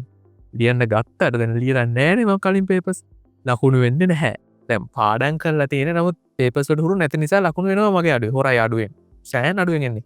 කලින් පන්තියේ 5 දෙනා අතර වගේ හිටියේ මට එකපාරට එන්නේ 15 දෙනා අතර 19 වෙනියා වගේ ඔහොම එන්නේ. මම හිතන්නේ මම කොච්චර ෂොක් එකක් දෙන්නේ කියලා එතනින්. මම මාසෙමගේ ටයිපෝස්තු මාසෙමගේ එහෙම සෑහෙන try කරා. නමුත් අර මම හිතපු තැනට මගේ එන්න හම්බුන්නේ නැහැ එතනදී. අර සම්පූර්ණයෙන්ම තිබ්බ තැනටම එන්න පුළුවන් වුණා කියලා හිතන්නේ. ඒකත් එක්ක මම තව ප්‍රෙෂර් එක උනේ. ඒකෙන් මගේ මම කියන්න උත්සාහ ගන්න මගේ ආත්‍රේ කළමනාකරණය කියන එක නම් එතන සම්පූර්ණයෙන් බින්ද වැටුණා. ඒකත් එක්ක මම හිතාගත්තා මෙහෙම කරොත් මම තව බ්‍රේක් වෙන එක වෙන්නේ. ඒක හරියන්නේ නැහැ. මම ඊළඟ කොහොමද ලියන්න එපා. ඒ නිසා අගෝස්තු මාසෙන් මේ පේපර් ක්ලාස් එකේ කමක් නැහැ. ඔය යන විදිහටම නවත්තලා මම පාස් පේපර්ස් ටික ගෙදර ඉඳන් හිමීට කරන් යනවා කියලා කරන්න ගත්තා. හැබැයි අර වෙච්ච ෂොක් එකත් එක්ක මට වෙච්ච බලපෑම උනේ මට පේපර් එක ලියන්න බෑ. අර අත වෙවුලන ගානට බයක් එනවා මට හිතට. මොකද පේපර් එක ලියද්දි මට හිතෙනවා මම දැන් මගේ ඔළුවේ දුවන්නේ මොකද්ද 95 ගන්න ඕන වගේ ලයින් එහෙම කන්නේ මගේ ඔළුවේ ගන්න. ඒතොර ඒකත් එක්ක මට ඔළුවට හැම වෙලේම යන්නේ පේපර් ලියද්දි මම මේ පේපරේ ලියන්නේ දැන් ඒරල් පේපරේ ලියද්දි මල්ලි වම් පොඩ්ඩක් හිතන්න පළවෙනි ප්‍රශ්න මැත්ස් වල පළවෙනි ප්‍රශ්න ගණිත අභිනය කියලා ගන්න පොඩි ලේසි ගානක් ඒක. ඒක වැරද්දුවගේ හිතන්නේ ඒරල් පේපරේ. අර අවුරුදු ගානක් තිස්සේ හදපු එක ප්‍රශ්නයකවත් වටිනාකමක් තියෙනවද නැතනේ. තමන් පුළුවන් වුණ එක්කෙනාගේ කෙනෙක්. තමන්ට පුළුවන්. ඒත් වරද්දනවා. ඒතර තමනුයි ඒ ගාන බැරි එක්කෙනා අතර තියෙන වෙනස මොකක්ද? වෙනසක් නැහැ. කොච්චර ස්ට්‍රෙස් එකක්ද ඒ ලියන හැම ප්‍රශ්නයකම මේ ස්ට්‍රෙස් එක තියෙනවා හැංගිලා. එක ප්‍රශ්නයක් හරි වැරද්දොත් බැරි එකයි තමනු ඉගෙන ගත්තේ නැහැ වගේ. එච්චරයි. ඉගෙන ගත්තේ නැහැ. අවුරුද්ද ගත්ත තිබුණා ඉගෙන ගත්තේ නැහැ වගේ සමානයි. ඒ ප්‍රෙෂර් එක ආවහම ලියන්න තියා හිතන්නවත් බෑ මට නම් ඇත්තටම. ඒකත් එක මට පේපර්ස් ලියන්න බෑ. පේපර්ස් 0 විභාග ලියන්නත් බෑනේ මට. ඔව්. ඒ හින්දා මට කරගන්න දෙයක් නැති. ඒ මගේ අභියෝගය. ඒක තමයි මට ආපු අභියෝගය. ඉතින් මම මේ විදිහට කරේ කමන්නේ පේපර්ස් ලියන්න ඕනේ නැහැ. මම අඩුතරම් පේපරේ ප්‍රශ්න හරි කියවනවා කියලා මම හිතාගෙන පේපරේ ප්‍රශ්න ටික කියවලා ඒවට අදාළ කරන උත්තර හිතින් හදුවා මම. සමහර ඒවාට මට හිතින් මට කොහොමද ගණන් හදලා ප්‍රැක්ටිස් එක තිබ්බා. පේපරේ ටයිමින් එකට ලියන එක තමයි නැති වුනේ. ඉතින් ඒ නිසා ඒ කාලවකවානුවේ ගොඩක් වෙලාවට මට පේපරේ ටයිමින් පැත්තකින් තියපු කමක් නැහැ. වෙනේම හැමදේම කරන්න බෑනේ. ඒක පැත්තකින් තියලා අර ඒ ස්ට්‍රෙස් එකත් එක්ක තමයි මට ගොඩක් වැඩි වුනේ. මේ ඒක පැත්තකින් තියලා මම පේපර්ස් ඊට පස්සේ පුළුවන් තරම් ඉතින් කියව තව කෙනෙක්ට කියලා දෙනවා වගේ ගෙදර ඇවිද ඒවක් කර කර තමයි පේපර්ස් ටික ප්‍රැක්ටිස් කරේ. අර ගොඩාක් පේපර්ස් කරනවා දැන් මට ලොකු ප්‍රශ්නයක් මේ මල්ල එහෙම ආනවා ඉතින් අයියෝ පේපර්ස් කීප තවක් කරාද කොහොමද පේපර්ස් කරේ කියලා. එහෙම මට දෙන්න උත්තරයක් නැහැ ඇත්තටම. එහෙම කියලා කරන්න කියලා නෙමෙයි මං කියන්නේ. නමුත් අර මට වෙච්ච වැරද්ද ඔගොල්ලෝ කරගන්න එපා. ඔව් ඉතින් මේ අන්තිමට කොහොමාරි පේපර්ස් ටිකත් මැනේජ් කරගෙන කොහොමාරි අන්තිමට ඕන දේ කරගත්තා. ඔව් මගේ වාසනාවට ඒක අවුලක් වුණේ නැහැ. හරි. අපි ආයිත් තෙවිදු අයියා පැත්තට හැරෙන්න කැමතියි. තෙවිදු අයියේ අපි ආයි කතා කරමු. මෙහෙමයි මේ ජයග්‍රහණය ගැන ගොඩක් සතුටු වෙනවා. ඒ වගේම අපි නොදකින්න පැත්තකුත් තියෙනවා මේකේ. මේ ගැන කතා වෙන්නේ ගොඩක් කට්ටියගේ නිසා අඩු වෙලක් තියෙන ඒත් එක්කම ඒ අඩු පැත්ත ගැන කවුරුත් කතා වෙන්නේ වැඩි පැත්ත ගැන විතරයි කතා වෙන්නේ. අඩු වෙන්න හේතු තමයි ඉතින් අර සබ්ජෙක්ට් තුනම බැලන්ස් නොවීම.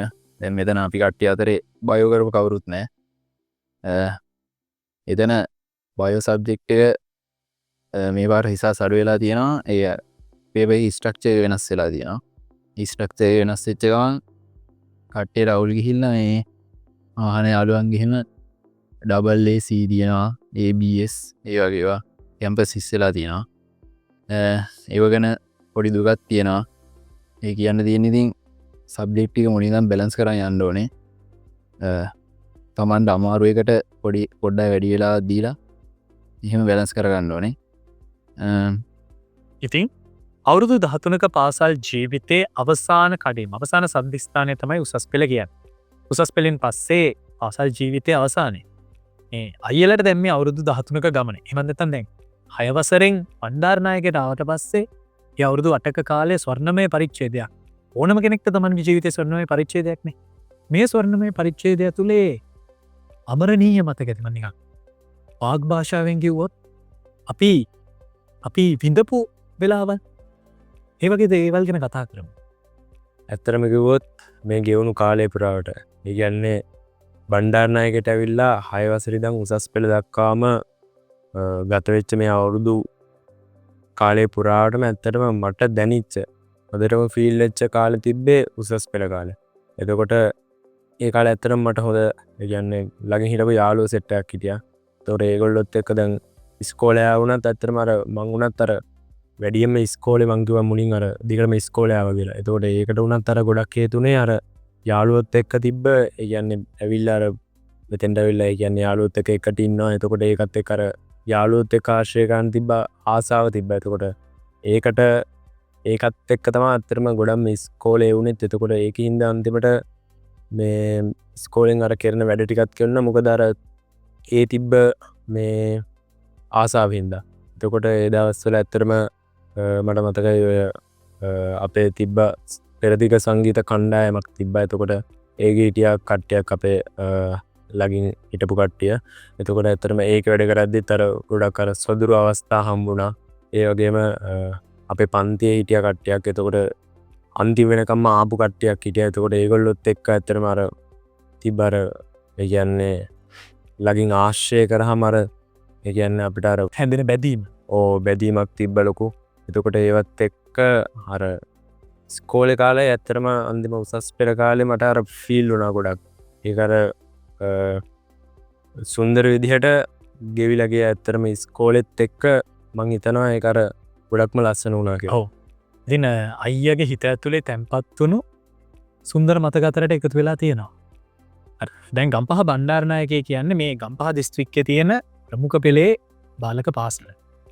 ඒ වගේම දැන් උසස් පෙළ ලංකාවේ පළවෙනියත් ගම්පහ බණ්ඩාරනායක. එතකොට ගත්තහම මේ ලංකාවේ තියෙන ප්‍රමුඛ පෙළේ පාසලක් කියන්න අනිවාර්යෙන් පුළුවන්. මේ වගේ ස්කෝල් එක මං හිතන්නේ විද්‍යාංශය ඇතුලේ මම හිතන්නේ අපේ සයන්ස් සෙක්ෂන් එකේ විතරක් ඉන්නවා ළමයි 500 600 වගේ ප්‍රමාණයක්. එතනින් බහුතරයක් භෞතික විද්‍යා විෂය ධාරාවෙන් යන්නේ. දැන් ඊ අතරේ අංශයේ 1 2 3 මේ දේවල් ගන්නවා කියන්නේ අර දිස්ත්‍රික් මට්ටමින් ජයග්‍රහණයක් ගන්නවා වගේ දෙයක්. මොකද ගොඩක් වෙලාවට බණ්ඩාරනායක විද්‍යාලයේ ඒ විදිහට අංශයෙන් ජයග්‍රහණ ගත්ත අයම තමයි ගම්පහ දිස්ත්‍රික් මට්ටමේ ජයග්‍රහණ ගන්නේ. දැන් මේ අයියලා 3 දෙනා චන්දු අයියත් ඇතුළුව ඒකම අනිත් අයියලා 3 දෙනා සැරින් සැරේ මේ අංශයේ 1 2 3 තැන් මාරුණා කියලා හරි අපූර්ව කතාවක් මට අහන්න හම්බුණා. අපි මේ රවිදු අයියගෙන් අහමු අයියේ මොකද්ද මේ සෙක්ෂන් 1 2 3 කතාව? ගොඩක් දෙනෙක් කතා වෙනවා මට මේක අහුණා. ඒ කියන්නේ මල්ලි මේ මට මතකයි 12 පළවෙනි වාරේ 12 පළවෙනි වාරේ සෙක්ෂන් ෆස්ට් වෙන්නේ මමයි තෙවිඳු බයි. අපි දෙන්නගේම ලකුණු සමානයි. ඊට පස්සේ ලෙස තමයි ඉන්නවා ඊළඟ ස්ථානේ තුන්වෙනි ස්ථානේ. ඊට පස්සේ සෙක්ෂන් සෙකන්ඩ් ටර්ම් එකේ මට හරියට මතක නැහැ. කොහොම හරි අර සෙක්ෂන් එකේ 1 2 3 කියන එක මාරුනේ අපි තුන් දෙනා අතර තමයි හැම වෙලේම. හතරවෙනියා වගේ එක ඒ කියන්නේ අර කොහමතර 30 දෙනෙක්ට වගේ දෙනවනේ මේ ප්‍රයිස් ගිවිං එකේ 30 දෙනෙක්ට වගේ දෙනවා සාමාන්‍යයෙන්. එතකොට අර අපි තුන් දෙනා කියන කුලකේ ටිකක් ඈතින් ඉන්නේ.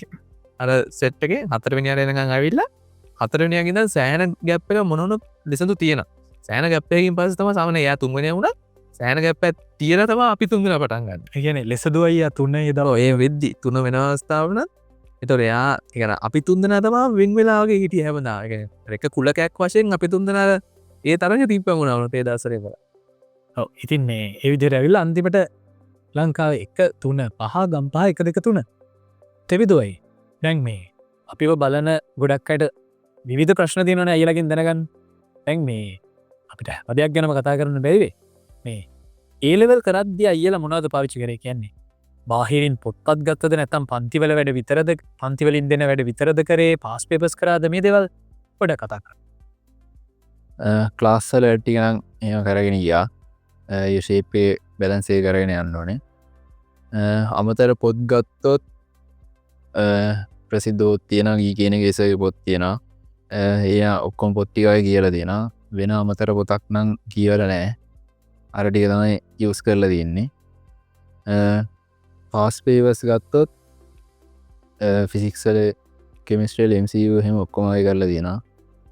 පේසුළු පොත් තියෙනවා. එඩි කරලා තියෙනවා. එසේ නම් ලොකුවට කරන්න ගිහිල්ලා නෑ. එසේ ස්ට්‍රක්චර්ඩ් දෙක. ක්ලාස් පේපර්ස් වලට ගිහිල්ලා තියෙනවා. ඒව පේපර්ස් කරලා තියෙනවා ටික.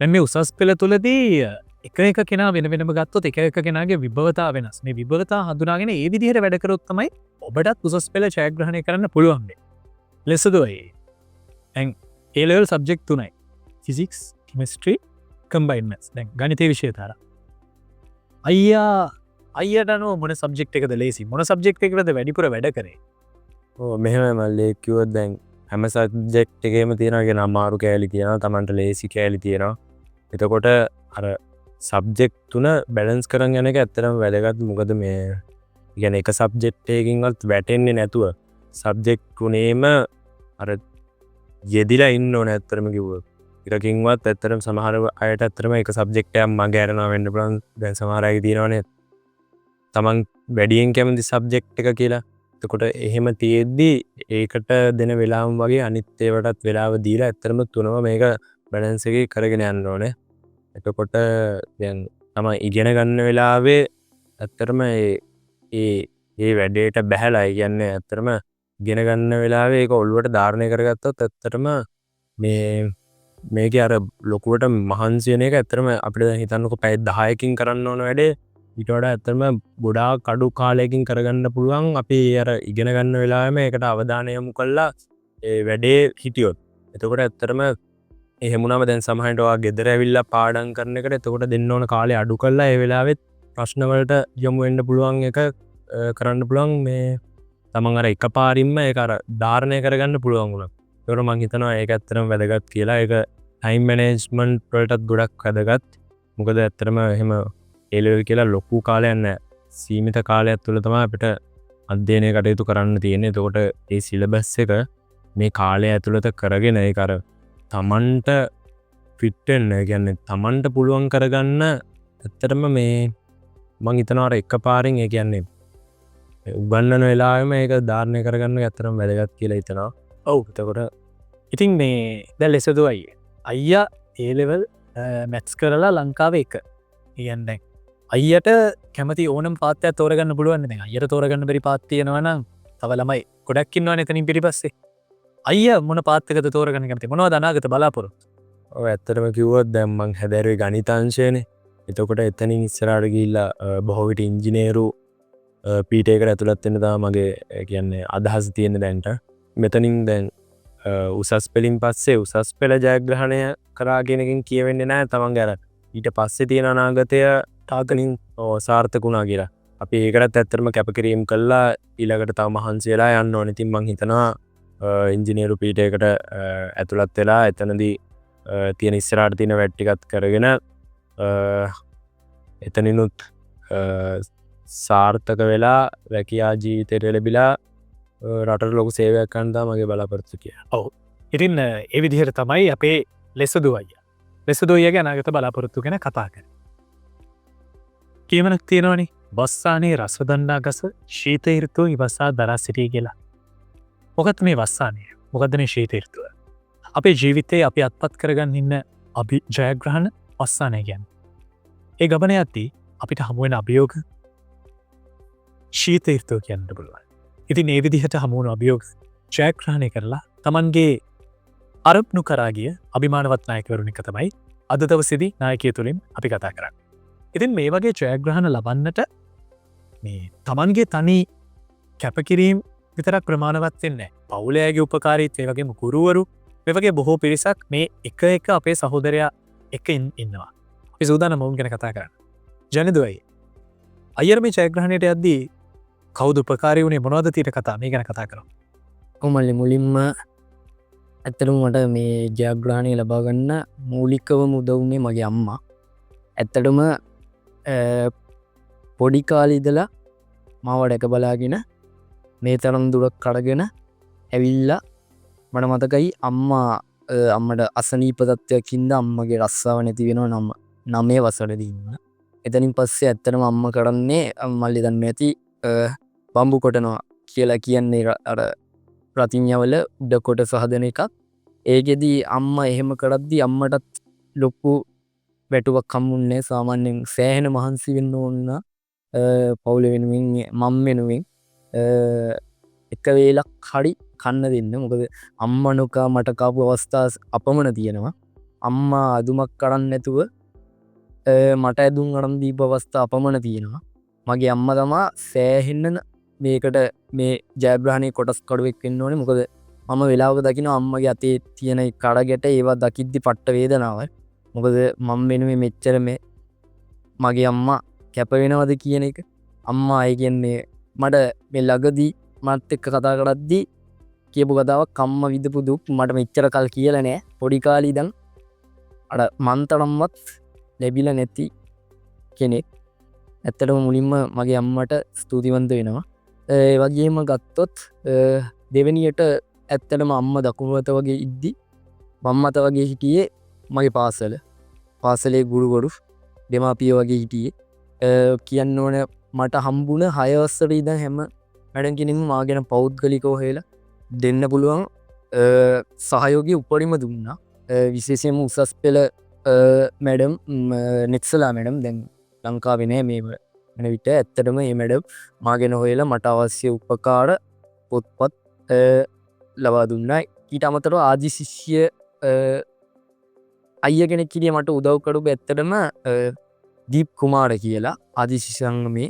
ඇත්තටම මට 6 වසරේ ඉඳලා මට මුණ ගැසෙන්නේ 9 වසරේ ඉඳලා මේ වෙනතුරු සෑහෙන්න මට ඇදුම් පැළදුම් ඒවා අරන් දුන්නේ අයියා. ඒ අයියගේ සහයෝගයත් ඒ වගේම පාසලේ විදුහල්පතිතුමන් මට ශිෂ්‍යත්වයක් ලබා දෙනවා. ඒ ශිෂ්‍යත්වයයි තව ගුරුවරුන්ගේ සහයෝගයයි ඒත් එක්ක මට විශේෂ චරිතයක් මතක් කරන්න ඕනේ මගේ යාළුවා. එතනම උසස් පෙළදී තමා යාළුකම ඇති වෙන්නේ. සමහර විට දන්නවා ඇති දීක්ෂිත මේ කලින් ඡායාරූප කලා සංගමේ සභාපති මාත් එක්කම හිටියේ. මාත් එක්කම ෆුට්බෝල් ගැහුවේ. හැමදාම යද්දි කවදාවත් මගෙන් කන්න ගියත් සල්ලි ඉල්ලන්නේ මට කන්න අරන් දෙන්නේ. එයා තමා මට ඒ කියන්නේ පොත්පත් වල ඉඳලා අරන් දුන්නේ. මට තිබ්බ පරිගණකේ පවා එයාගෙන් ලැබුණු දෙයක්. එහෙම තිබ්බ. ඒ කියන්නේ යාළුකමට එහා ගිය සහෝදරත්වයක් එයාගේ තිබ්බා. ඇත්තටම එයාටත් ස්තුතිවන්ත වෙනවා මට මේ ජයග්‍රහණය ලබා ගන්න සහයෝගයක් දුන්නට.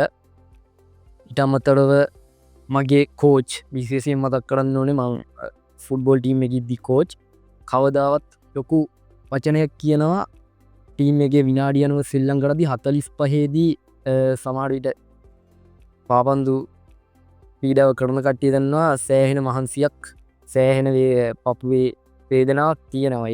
ඒ වෙලාවට මොඩල් කරේ උඹල මේ මැච් එක ගිනන්න ඕනේ අකුලක් අතක් පයක් කැදුනත් අන්තිම වෙනක සෙල්ලම් කරන්න. ඒ මොරල් එක ඒ ගට ඒ විදියටම දුන්නා. කෝච් සර්ටත් ස්තුතියි. ඒ වගේම මට නම් වශයෙන් මතක් කරන්න බැරිුණත් මට උදව් කරපු පදනම් තියෙනවා. ඒ පදනමේ සියලු දෙනාටම ස්තුතිවන්ත වෙනවා. ඉතින් මහමෙරක් වගේ හයියට හිටිය සහෝදරයෝ දෙමව්පියෝ මේ හැමෝම එක කවුලක්. පාස්සල අපේ සහෝදරයට කවුලක් විදිහට තමයි සැලකුවේ. ඉතින් ඒ හින්දම තමයි ඒ පන්නරයත් එක්ක අපේ ජනිදු අයියට මේ ජයග්‍රහණය ලබන්නට ඒ පන්නරේ විශාල පිටිවහලක් වුණු බව නොඅනුමානයි. හොඳයි. මං කැමති අයත් අපි ලෙසදු අයිය පැත්තට හැරෙන්න. අයියේ දැන් මං කලින් ජනිදු අයියගෙන් අහපු ප්‍රශ්නෙම අයියගෙනුත් අහන්න කැමතියි. මේ ජයග්‍රහණය පිටිපස්සේ කවුද හිටියේ අයියා? ඔය ඇත්තටම මේ මට ඇත්තටම සහයෝගය දුන්න කට්ටිය ගොඩක් හිටියා. ඒකට මුලින්ම මතක් කරන්න ඕනේ මගේ ගෙදර කට්ටිය, මගේ අම්මා තාත්තා, ඒ වගේ මගේ සහෝදරයෝ. එතකොට මේ අම්මා ගත්තම අම්මා දැන් අපේ ගෙදර ඇත්තටම මට අයියා කෙනෙකුයි මල්ලි කෙනෙකුයි දෙන්නෙක් හිටියා. ඒතකොට ගෙදර 3 දෙනෙක් හිටියා. එතකොට අම්මා ඇත්තටම වෘත්තීය වෛද්‍යවරියක්. එතකොට එයා අපේ අම්මා පෞද්ගලික මේ ප්‍රතිකාරවලට කියන්නේ පෞද්ගලික ප්‍රයිවට් ප්‍රැක්ටිස් පෞද්ගලික ප්‍රතිකාරවලට යොමු වෙන්නේ නැහැ මුලින්දම. මොකද ගෙදර ඉඳන් අපි ගැන හොයලා බලන්න ඕන හින්දා. එතකොට අම්මා ඒකත් කැප කරලා ඒ කියන්නේ ගොඩක් අතර අම්මගේ යාළුවෝ එහෙම ප්‍රයිවට් ප්‍රැක්ටිස් කරද්දිත් අම්මා එහෙම කරන්නේ නැතුව හිටියා මේ අපි ගැන හොයලා බලන්න. එතකොට අම්මා එකටම පිටිපස්සේ ඉඳන් ලොකු සපෝට් එකක් දුන්නා මට. ඊට පස්සේ මතක් කරන්න ඕනේ මගේ ඉස්කෝලේ බණ්ඩාරනායකේ. එතකොට ඇත්තටම මම මුලින්දම්ම ඉස්කෝලේ තාව 12 13 වසර ඒ කියන්නේ 6 ඉඳන් 12 වෙනකම් දිගටම ඒ කියන්නේ පුළා හැමදාම ඉස්කෝලේ ආවා. එතකොට ඇත්තටම 6 ඉඳන්ම අපිට ඉස්කෝලේ කියන්න මැඩම්ල සවලා ඇත්තරම ලොකු එකන්නේ සපෝට්ටයක් දුන්නයි වගේම විෂය අතින් වගේම වැඩ කරන අතින් හැම දෙයකින්ම අපිට උපදෙස් දුන්න එතකොට ඒ ඇත්තරම ලොකු සපෝට්ටයක් වුණා ඉට පස්සේ විශේෂයෙන් මතක් කරන්න ඕනේ අපේ උසස්පේට ආවට පස්සේ අප ඇතරම පන්තිබාර ප්‍රදීප්ස හිටිය එතකොට ඒස ඇතරම අපි ගැන හොයලවල්ල හැම ඇත්තරම ලොකු සපෝට්ටයක් දුන්නා තව අපේ ගණන්ස ඉන්නවා තුසිතස එයත් ඇත්තරම කියන්න ඇත්තරම අගහරි වෙනකොට ළමයි ස්කෝලේ කියන්නේ 12දී ආවට ඇත්තම 13 වෙනකොට ළමයි ගොඩක් හැලුණා ඉස්කෝලේ. ඒ එහෙම වෙලා තියෙද්දි තර ඉන්න ටික එකතු කරගෙන සර් ඇත්තටම ගොඩක් අපිට අර ඉස්කෝලේ කොහොම හරි අපිට වඩා කැක්කුමක් සර්ට තිබ්බා මේක කොහොම හරි ළමයින්ගේ ගොඩ දාන්න ඕනේ කියලා. ඉතින් ඒ වගේ සර්ලා ඇත්තටම අපි ඉස්කෝලේ ගෙන්නගෙන ඉගෙනුවා. එතකොට අපේ කෙමිස්ට්‍රි මැඩම් නයෝ මිස් එයත් ඇත්තටම මට මතකයි කියනවා මේ ඕගොල්ලෝ ඉස්කෝලේ එන්න කට්ටිය එකතු කරගෙන අපි මේ තනියම හරි තනියමාවත් උගන්වන්නම් මේ ඒක හිතන්න එපා මේ ඒගොල්ලන්ටත් වැඩ තියෙද්දි ඇත්තටම ඒගොල්ලෝ අපිට එහෙම ලොකු සපෝට් එකක් දුන්නා මේ ඉතින් ඉස්කෝලේ වගේම ඊට පස්සේ උපකාරක පන්ති වලට ඇත්තටම සලගෙන් ලොකු සහයෝගයක් හම්බුණා. ඉතින් ඒ හැමෝගෙම සබෝනිට් එකත් එක්ක ගියපු ගමනක් කියලා තමයි මං හිතන්නේ වල. ඔව් ඒ විදිහට තමයි ලෙසදු අයියා මේ ගමන ආපු ගමන් මගේ අයියට සහයෝගයක් වුණු පිරිස ගැන කතා කරේ. දෙවියන් බදු මිනිසුන් අපිට අපේ ජීවිත කතාවල ඕනෑ තරම් හමු වෙනවා. ඉතින් අද අපිත් එක්ක කතා කරපු අපේ මේ අයියලා 4 දෙනාගේම ජීවිත කතා ඇතුලේ ඒ වගේ හිතේ මිනිස්සු තමයි, ඒ වගේ හයියට හිටිය මිනිස්සු තමයි අපි මේ විදිහට මතක් කරේ. හොඳයි. අපි දැන් මේ අපේ සහෝදරයන් එක්ක ටික වෙලාවක් කතා කරා. ගොඩක් දේවල් කතා කරා. ඔබට ඔවුන්ගෙන් ගන්නට බොහෝ දේවල් ඇති. ඉතින් අවසාන වශයෙන් අපි සූදානම් තවත් මිනිත්තු කිහිපයක් වැය කරන්නට. අයියේ අවසාන වශයෙන් අපිව නරඹන්න අපේ පාසලේ ප්‍රචාර විතරක් නෙමෙයි සමාජ මාධ්‍ය ජාල ඔස්සේ තවත් ග්‍රාහකයන් ගොඩක්. එහෙම නැත්නම් YouTube Facebook එක අපිත් එක්ක තව ගොඩක් අය රැඳිලා ඉන්නවා. මේ හැමෝටම කෙටියෙන් පොඩි පණිවිඩයක්. ඇත්තටම මට මතකයි අපේ 2018 වර්ෂයේ දිවයිනේ ප්‍රථම ස්ථානය දිනාගන්න ඉංජිනේරු තාක්ෂණ වේදීන් ඒ අයියා කියනවා ඇත්තටම මිනිසෙක්ගේ ආයු කාලය අවුරුදු 60ක් විතර කියලා. 60න් ඒ අයියා අහනවා අපෙන් ප්‍රශ්නයක් 60න් 20ක් ඔයාලා දුක් විඳිනවද? නැත්නම් ඒ 20 දුක් විඳලා ඉතුරු 40 සැප විඳිනවද? නැත්නම් ඒ 20 ආතල් එකේ ඉඳලා විනෝද වෙලා ඉතිරි අවුරුදු 40 දුක් විඳිනවා. ඉතින් මට ඒක ඒ කාලේ තිබ්බ ලොකුම ඒ කියන්නේ අයියා කියහු ලොකුම සැලකිය යුතු මට්ටමේ පන්නරෙල් ලැබුණු තැනක්. ඒ වගේම මං අද කියනවා ඇත්තටම මිනිහෙක් මොකක් හරි දක්ෂ වෙන්නේ තමන්ගේ තියෙන තඩාතිරම උසද මිටිද කැතද ලස්සනද දුප්පත්ද පොහොසත්ද කියන එක නෙමෙයි. ඇත්තටම මේ මිනිස්යාගේ හදවත කෙතරම් ශක්තිමත්ද කියන ඒ තියෙන ඒක මත එච්චරයි මට කියන්න තියෙන්නේ. ඇත්තටම අවසාන වශයෙන් කියන්න තියෙන්නේ ඕනම කෙනෙක්ට තමන් තුළ විශ්වාසය තියාගෙන තමන් කරන වැඩේ තමන්ට පුළුවන් උපරිමෙන්ම කරන්න ඒ මෙන්ටලිටි එක හදාගන්න කියලා කියන්න තියෙන්නේ. ඒකට සමහරට කැපකිරීම කරන්න වෙන්න පුළුවන්. එතකොට ඒවා කරන්න ලෑස්ති වෙලා තමන් කරන වැඩේ හරියට කළා ඒක ජයග්‍රහණය කරන්න කියලා තමයි අන්තිමට කියන්න තියෙන්නේ. අන්තිම වශයෙන් කියන්න තියෙන්නේ ඉතින් ඔයාලා කරන් යන ටික හරියට කරන් යන්න. දැන් කවුරු හරි ගත්තොත් එයාටම කියලා යුනික් ක්‍රමයක් ඇති පාඩම් කරන්න. තමන්ගේ යුනික් ක්‍රමයට පාඩම් ටික කරගෙන යන්න. ස්ට්‍රීම් තෝරගන්න තමන් කැමති සබ්ජෙක්ට් වලින්නේ. එහෙම තෝරගත්තොත් ඒක වඩා පහසුයි කර වැඩි කරගෙන යන්න. හොඳින් කරගෙන යන්න කියලා ඔයාලා ප්‍රාර්ථනා කරනවා ඉස්සරදී. මල්ලි කියන්න තියෙන ඉතින් තමන්ට ටාගට් එකක් තියාගන්න. ටාගට් එකක් තියාගෙන ඒ ටාගට් එකට හරියන ප්ලෑන් එකක් කරගන්න. ප්ලෑන් එකක් හදාගෙන ඒකට ඉතින් තමන්ට කරන්න වෙන කැපකිරීම අනන්තයි අප්‍රමාණ වෙන්න පුළුවන්. තමන්ගේ අරමුණ වෙනුවෙන් දිගටම වැඩ කරන් යන්න. ඒකට එක අභියෝග එන්න පුළුවන් ඉතින් මාර්ගයේ. ඔව්. ඉතින් අපි දැන් මේ හෝරාවකට ආසන්න කාලයක් ඔබත් එක්ක රැඳී. අපි දිවයිනේ ප්‍රථම තෙවන පස්වන මේ ස්ථාන දිනාගත් අයියලා ඒවගේම විද්‍යාලීය ප්‍රධාන ශිෂ්‍යනායකය ඒ වගේම ගම්පහ දිස්ත්‍රික්කයේ 8 වන ස්ථානයේ දිනාගත් අයියා ජනිදු අයියා මේ අයියලා එක්ක කතා කරා.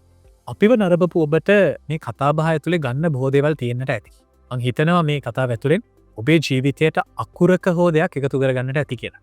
ඒ වගේම තවත් මතක් කරන්නට ඕනේ තාක්ෂණික අංශයෙන් දිවයිනේ 6 වන ස්ථානයේ දිනාගත්ත නවීන් දෙව්මිත් සහෝදරයා ඒ වගේම හිරුෂා හෂාන් සහෝදරයා අපිට මේ වෙලාවේදී සීමිත පිරිසකට විතරක් ආරාධනා කරන්න හැකියාව තිබුණ හින්දා ඔවුන්ට ආරාධනා කරන්න හම්බුන්නේ නැහැ. නමුත් ඔවුනුත් මේ අයියලා තරම්ම කැපකිරීමක් කරලා සමස්ත ලංකා මට්ටමෙන්ම උසස් පෙළ විභාගයෙන් සාර්ථක ප්‍රතිඵල අත්කරගත් අපේ නායකවරුන්.